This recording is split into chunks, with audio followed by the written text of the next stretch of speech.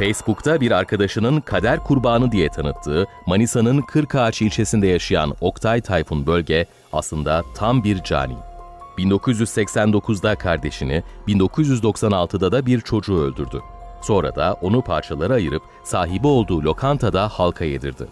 Şimdi o cani serbest ve aramızda. Türkiye'nin en dehşet veren olaylarından biri, suçun işlenişi ve sonrasında yaşananlar kadar adalet sistemine yönelik eleştirilerle de çok konuşuldu.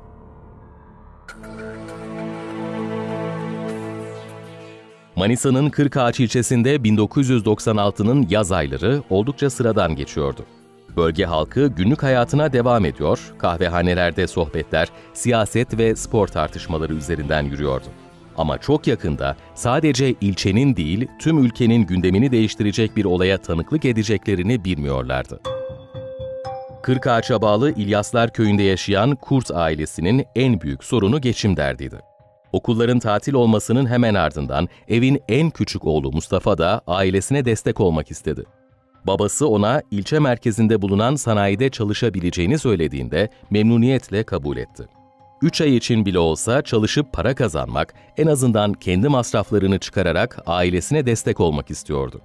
Üstelik sanayide meslek öğrenmeyi ve ileride belki de kendi işini kurabilmeyi hayal ediyordu. Ama ne yazık ki bu karar, onun sonunu hazırlayan sürecin başlangıcı olacaktı. Oldukça çalışkan bir çocuk olan Mustafa, kısa sürede işe uyum sağlamayı başardı. Köylerinden bir arkadaşı da onunla birlikte sanayide çalışıyordu. Her sabah iki arkadaş birlikte yola çıkıyor, minibüsle sanayideki iş yerlerine gittikten sonra akşam saatlerinde yine birlikte köye, evlerine dönüyorlardı. Ama bir gün Mustafa akşam saatleri olmasına rağmen eve dönmedi. Ailesi telaşla onu aramaya başladı.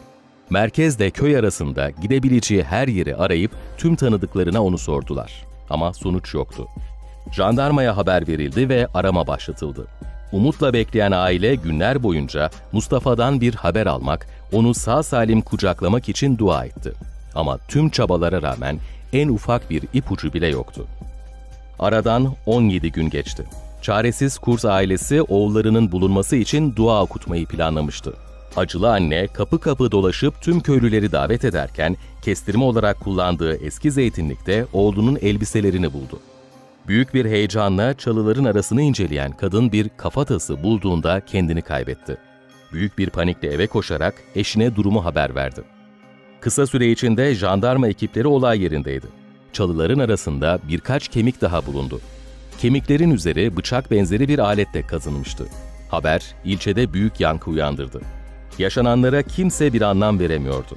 Soruşturma sürerken korkunç olayın ayrıntılarını ortaya çıkaracak ve tüm ilçeyi derinden sarsacak ifade Mustafa'nın her gün işe birlikte gittiği arkadaşından geldi.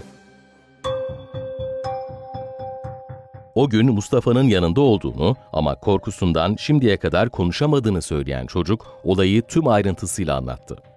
Mustafa ile öğle yemeklerini bir süredir Oktay Tayfun Bölge'nin sahibi olduğu Bölge Lokantası adlı yerde yiyorlardı. Adam onlara çok iyi davranıyor, hatta bazen yediklerinden para bile almıyordu. Oktay Tayfun Bölge'nin çok iyi biri olduğunu düşünen çocuklar, bu hareketin arkasında başka bir hesap yatabileceğini düşünemediler ve tam da adamın istediği gibi ona karşı güven duygusu beslediler. Olaydan bir gün önce Tayfun Bölge çocuklara isterlerse onları arabayla gezdirebileceğini söylemişti. İkisi de başlarına geleceklerden habersiz bu teklifi düşünmeden kabul etti. Çünkü onların gözünde Bölge yardımsever, iyi bir insandı. Olay sabahı iki arkadaş köyün çıkışında henüz gerçek yüzüyle tanışmadıkları adamı bekliyorlardı. Daha önce kardeşini öldürdüğü için 7 yıl hapis yatan adam geldiğinde çocukları kimsenin olmadığı ıssız bir bölgeye götürdü ve ikisini de istismar etti. Sonunda Mustafa çığlık atıp kaçmayı denediğinde Bölge onu yakaladı ve öldürdü. Arkadaşı ise o sırada kaçarak kendini kurtarmayı başarmıştı. O kadar korkmuştu ki kimseye hiçbir şey anlatmadı. Bu ifadenin üzerine polisler Bölge'nin evine baskın düzenledi ve o günden beri hiçbir şey olmamış gibi günlük hayatına devam eden adamı uyurken yakaladı. İfadesinin ardından da tutuklanarak cezaevine konuldu. Olayın vahşetini başka bir boyuta çıkaran gerçeklerse kısa bir süre sonra ortaya çıkacaktı. Lokanta sahibi olan Oktay Tayfun Bölge, Mustafa'yı öldürdükten sonra onu iş yerine taşımış ve mutfakta parçalara ayırarak her gün onlarca kişinin yediği yemeklerin içine katmıştı. Sonunda ise elbise ve kemikleri kimsenin bulamayacağını düşündüğü eski zeytinlikte bir çalılığa saklamıştı. Yani soruşturmaya katılan ekipler dahil yöre halkı 17 gün boyunca bir yandan kayıp Mustafa'yı ararken bir yandan da bölge lokantasında yemek yemişti. Olayın duyulmasının ardından lokantanın hemen hemen tüm müşterileri psikolojik sorunlar yaşamaya başladı. Tüm ilçeyi, hatta ülkeyi dehşete düşüren olay sonrası Oktay Tayfun Bölge 20 yıl hapis cezasına çarptırıldı. Ona verilen cezanın azlığı tepkilere yol açmıştı. Ama asıl tartışma Cani 2016'da cezasını tamamladığı gerekçesiyle serbest bırakıldığında yaşandı.